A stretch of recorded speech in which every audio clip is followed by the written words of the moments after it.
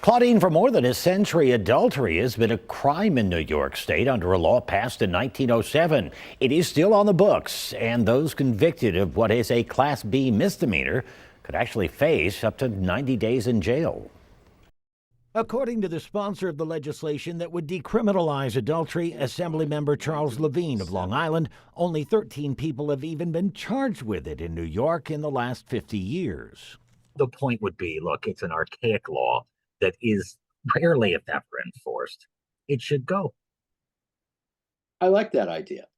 On the other hand, as he seeks to tackle this issue, this is also a state that faces a migrant crisis, high taxes, and an inability for many to buy food.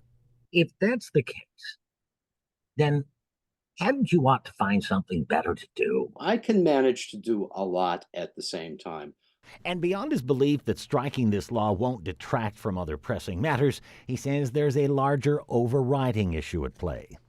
And I think it's time that we leave in the past, or put in the past, the idea that conduct between consenting adults should be illegal. After all, that's what the Supreme Court told us in Lawrence versus Texas.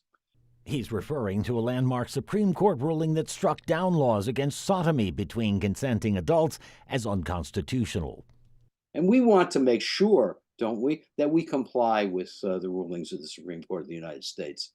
According to the Associated Press, the last time anyone was charged with adultery in New York State was almost 14 years ago, and longtime viewers might recall it because it was a case that occurred right here in Western New York.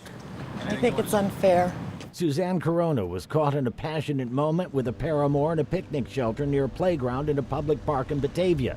And because she was married and her lover was not, only she was charged with adultery. I think the adultery charge is extremely unfair and uncalled for. A charge later dismissed as part of pleas by both parties to public lewdness.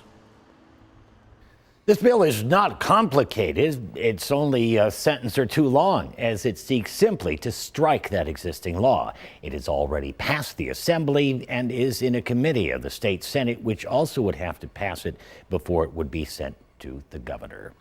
On your side of the studio, Dave McKinley, Channel 2 News.